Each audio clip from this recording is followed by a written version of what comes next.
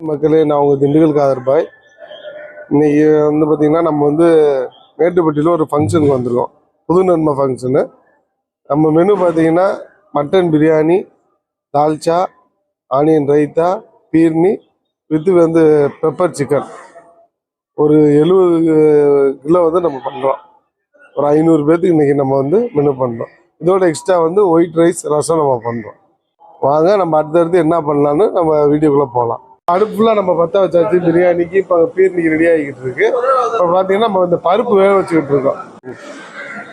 பார்த்தீங்கன்னா நம்ம 46 படி ஆக்குறோம். அது ரெண்டு வட்டாக பிரிச்சிருக்கோம். இப்போ ஒரு வட்டாக்கு நம்ம 300 கிராம் நெய் ஊற்றுறதுனால இப்போ நம்ம 7 லிட்டர் நெய் ஊற்றுறோம்.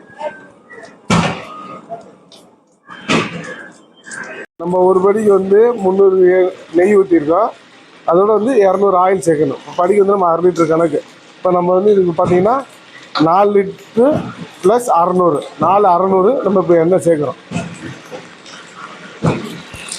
பார்த்தீங்கன்னா நம்ம பெரிய வெங்காயம் பல்லாரி ஒரு படிக்கு 150 கிராம் நம்ம போடுவோம். இப்போ நம்ம 23 படி நம்ம போடுறதுனால 3 கிலோ 600 கிராமு, 3 கிலோ டு அரை கிலோ நம்ம ஒரு 100 கிராம் சேர்த்து 3 கிலோ 600 கிராம் நம்ம போடுறப்ப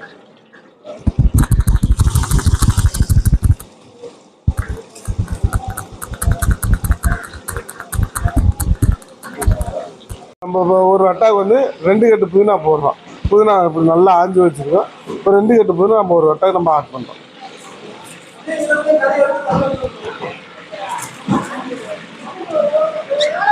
பார்த்தீங்கன்னா வெங்காயம் நமக்கு அரை வேக்காடு வெந்துருச்சு. இந்த டயத்தில் நம்ம இப்போ மிளகாத்தூள் ஆட் பண்ணணும். படிக்கு நம்ம 10 கிராம் போடுறதுனால இதுக்கு ஒரு 230 கிராம் அளவுக்கு நம்ம மிளகாத்தூள் ஆட் பண்ணிக்கலாம்.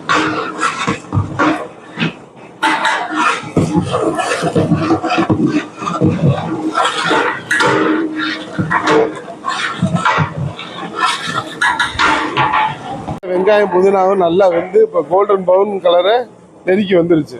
இந்த ஸ்டேஜில் தான் நம்ம கறி கொட்டணும். கறி கொட்டினா தான் நமக்கு திண்டுக்கல் ஸ்டைல் அந்த ப்ரௌன் கலரில் ப்ரௌனிஷாக கிடைக்குதுங்களா. அந்த பிரியாணி இந்த வெங்காயம் நமக்கு எந்த அளவுக்கு நம்ம கோல்டன் ப்ரௌன் கலர் நம்ம எடுக்கிறோமோ அந்த அளவுக்கு உங்களுக்கு பிரியாணி நல்லா கலர்ஃபுல்லாக கிடைக்கும். வெங்காயம் நல்லா அந்த கோல்டன் ப்ரௌன் வந்தப்போ நம்ம கறி ஆட் பண்ணுறோம். இப்போ ஒரு வட்டாக்கு பார்த்தீங்கன்னா நம்ம 35 கிலோ கறி, 35 கிலோ அரிசி போகிறோம். இப்போ கறியை நம்ம நல்லா கிளறி விட்டு எல்லா சைடும் நல்லா பரப்பி விட்டு ஒரு 10 நிமிஷம் நம்ம கறியை நல்லா வேக விட்டோம். அப்போ அந்த கறியை நம்ம எண்ணெயிலே கறியை வேக விட்டோம்னா கறி உங்களுக்கு நம்ம சீக்கிரம் வேகும். இல்லை நம்ம தண்ணி ஊற்றி வேக விட்டோம்னா கறி லேட் ஆகும் வேகிறதுக்கு. இதே நம்ம இது எல்லாம் கூட்டின்றனால சீக்கிரம் வந்துடும். நம்ம இதே ஆடு ஒரு 20 கிலோ சைஸில் அறுத்தோம்னா அது நம்ம வேகிறதுக்கு லேட் ஆகிறதுனால நம்ம தண்ணி ஆட் பண்ணுவோம். இந்த 10 to 12 கிலோ தான் நம்ம இன்னைக்கு குட்டி போட்டிருக்கோம், மேச்சேரி குட்டி. அதனால் இது நமக்கு தண்ணி ஊற்றணும்னு அவசியம் இல்லை. உங்களுக்கு கறி எண்ணெயிலே சீக்கிரம் உங்களுக்கு அந்த அரை வேக்காடு வந்துடும். வாங்க அடுத்தடுத்து நம்ம மசாலா போடுறது எல்லாமே பார்க்கலாம். கறி அரை வேக்காடு வந்துருச்சு. இதில் இப்போ நம்ம தயிரும் தக்காளியும் ஆட் பண்ண போகிறோம். படிக்கு 150 கிராம் தக்காளினால இப்போ நம்ம இதில் 3.5 கிலோ நம்ம தக்காளி இப்போ ஆட் பண்ண போகிறோம். ஆமாம், இதோட நம்ம 2 லிட்டர் தயிர் ஆட் பண்ண போகிறோம்.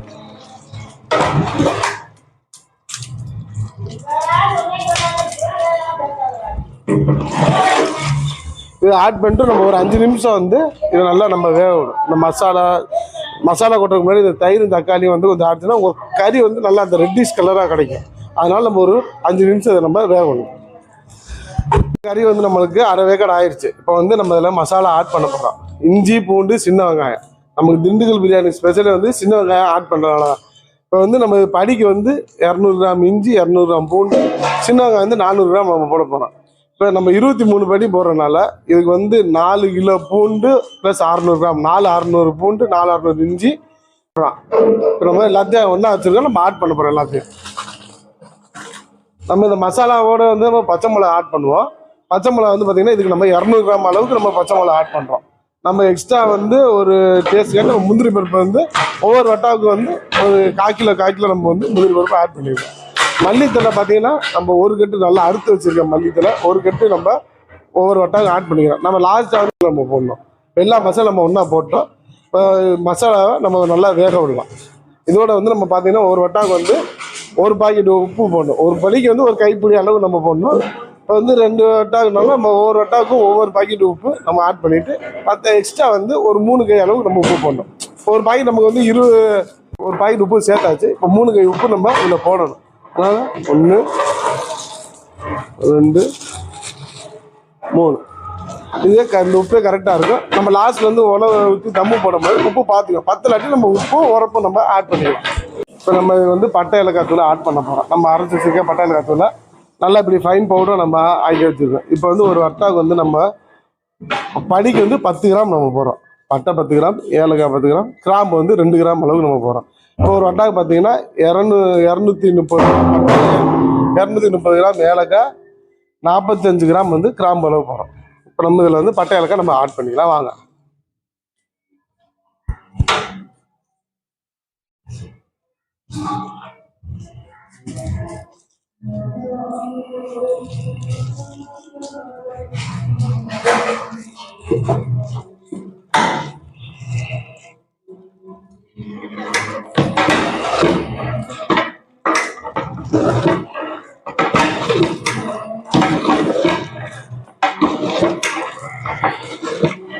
நல்லா வெந்துருச்சு. இப்போ நம்ம வந்து பார்த்தீங்கன்னா உல தண்ணி ஊற்ற போகிறோம். இப்போ வந்து ஒரு படிக்கு நம்ம 1.5 படி தண்ணி ஊற்றுறதுனால இப்போ 23 படிக்கு நம்ம வந்து 34 படி தண்ணி வருது.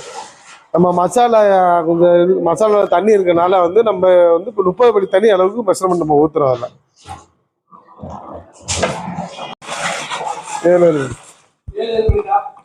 இப்போ வந்து நம்ம 3 குடம் தண்ணி நம்ம அதில் ஆட் பண்ணுறோம். தண்ணி ஊற்றி நல்லா கிளறி விட்டு நம்ம அந்த உலை கொதி வர வரைக்கும் நம்ம மூடியை போட்டு கொஞ்சம் நேரம் கொதிக்க விடலாம். பார்த்தீங்கன்னா உலை நமக்கு நல்லா கொதிச்சிருச்சு. இந்த உலை இந்த கொதிக்கிற டயத்தில் தான் வந்து நம்ம அரிசி போடணும். எப்போவுமே சாப்பாடு போடும்போது உலை வந்து நல்லா கொதிக்கணும். உலை இப்போ கொதிச்சு நம்ம அரிசி கொட்டுறோம். அரிசி கொட்டியா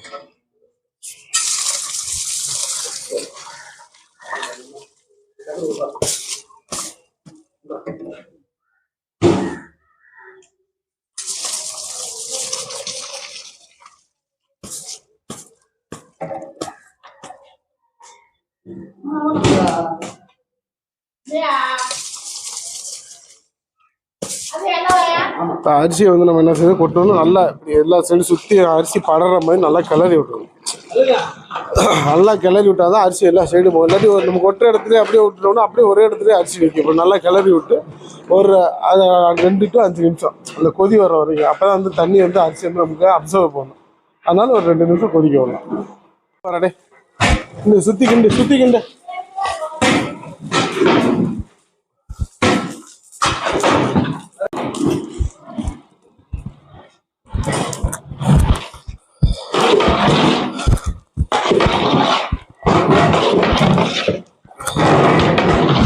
முடிவு பண்ண இன்னைக்கு இந்த ஸ்டேஜ் தான் நம்ம வந்து தம் போடுற ஸ்டேஜ். இப்போ தம் போடுற ஸ்டேஜ் நெருங்கிருச்சு.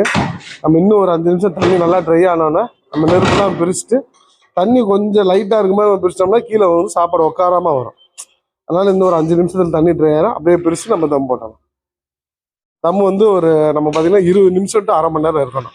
அப்போ தான் உங்களுக்கு சோறு அந்த தண்ணியெலாம் நல்லா இழுத்து சோறு வந்து பொழுன்னு கிடைக்கும். நம்ம இப்போ தம் போடுறோம். தம் போடுறது நம்ம தொடர்ச்சி அப்படி வீடியோவில் பார்க்கலாம். கரண்ட் அள்ளி போடவா? அள்ளி போடாது. இங்கேடி அங்கேடி மட்டம் அள்ளி போடு.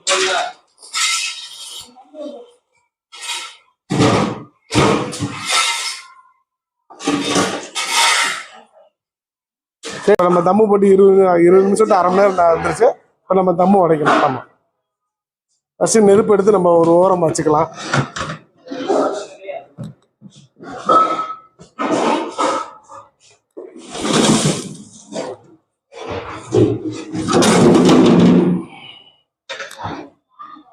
அது சாப்பாடு நல்லா உங்களுக்கு தம் ஆகிட்டு பார்த்தீங்களா? அந்த மேலே சைடெல்லாம் நல்லா தொடச்சிக்கணும். ஏன்னா சைடில் சாம்பல்லாம் இருக்குது. அதனால் நம்ம நல்லா தொடச்சிக்கணும். உடைக்கிறப்ப எப்பவுமே மேலே வந்து நெய் ஊற்றுவோம். நெய் மேலே அப்படி ஊற்றினோம்னா நல்லா மனமாக இருக்கும் நம்ம. அதனால நம்ம 1 லிட்டர் நெய் நம்ம மேலே ஊற்றுவோம்.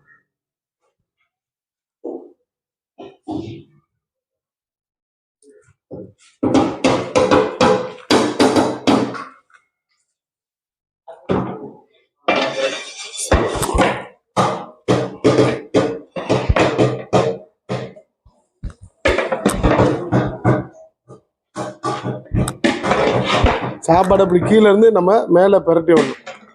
நல்லா பரட்டி விட்டால் தான் சாப்பாடு உங்களுக்கு நல்லா அந்த கொழுப்பு தன்மை கிடக்கும்.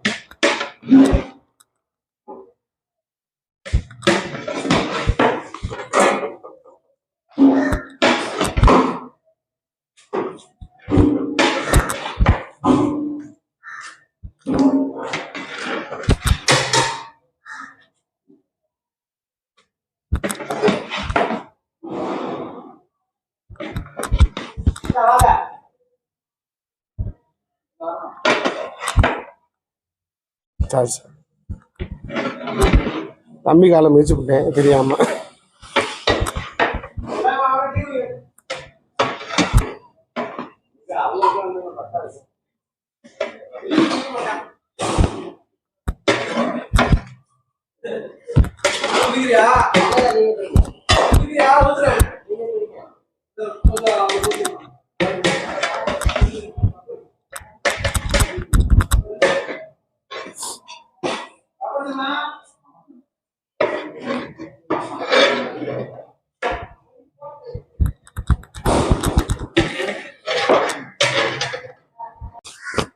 நம்ம தம்ம எடுத்தோம்னா இந்த காடா துணி, இந்த வெள்ளை துணி நம்ம மேலே போடணும். ஏன் போடுறோம்னா இந்த சாப்பாடுலேருந்து ஆவி வரும்.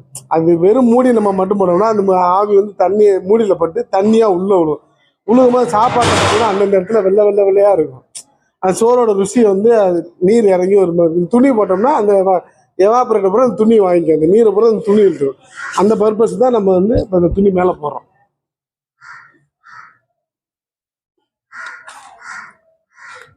துணியை போட்டு சுற்றி இருக்கிற நெருப்பு எல்லாம் இப்போ சோறு நமக்கு நல்லா வந்து மலர்ந்து வந்து சாப்பாடு நல்லா வந்துருச்சு. நம்ம இப்போ சைடில் இருக்கிற நெருப்பு பூரா நம்ம நூற்றணும். ஃபுல்லாக நூற்றிட்டாலும் இல்லாட்டி அந்த சைடில் இருக்கிற போது என்னது சோறு பூரா லைட்டாக அடி பிடிக்கிற மாதிரி அந்த மாதிரி. அதனால நம்ம வந்து சைடில் இருக்கிற எல்லா நெருப்பையும் நம்ம நூற்றிடணும் ஃபுல்லாக. எனக்கு என் பொண்ணுக்கு விசேஷம் முடிஞ்சிச்சு. அடுத்த விசேஷத்துக்கு கூப்பிட்றேன். எல்லாத்துக்கும் வணக்கம். நம்ம என் மாப்பிள்ளையோட ஃபங்க்ஷன் நடந்தனால திண்டுக்கல்லேருந்து நம்ம காதர் பையை கூப்பிட்டுருந்தோம். ஃபங்க்ஷன் நல்லபடியாக பண்ணி கொடுத்துருந்தாங்க. சாப்பாடு வேறுன்ட்டு வேறு லெவலில் இருந்துச்சு. அது முக்கியமாக சிக்கன் பெப்பர் வேறு லெவலில் இருந்துச்சு. எனக்கு அல்டிமேட்டாக பிடிச்சிருந்துச்சு. நல்லா பண்ணுறாங்க, நீட்டாக இருந்துச்சு. சர்வெண்ட்டும் நல்லா இருந்துச்சு. ஆள் வந்து யாருக்கும் குறையும் இல்லாமல் இருந்துச்சு. நாங்கள் அந்த இடத்துல இருந்தால் கூட இந்த மாதிரி பண்ணியிருக்க முடியாது. மற்றபடி எல்லாம் நல்லாவே இருந்துச்சு. சாப்பாடு வயசில் ஒருமே குறைய சொல்லிக்க முடியாது. பிரியாணி அல்டிமேட்டு, வேறு ஒரே வார்த்தை சொல்லணும்னா அல்டிமேட். நல்லா இருந்துச்சு. உண்மையிலே நம்பி கொடுத்தனால நல்லா பண்ணி கொடுத்துட்டாங்க. உண்மையிலே ரொம்ப சந்தோஷம்.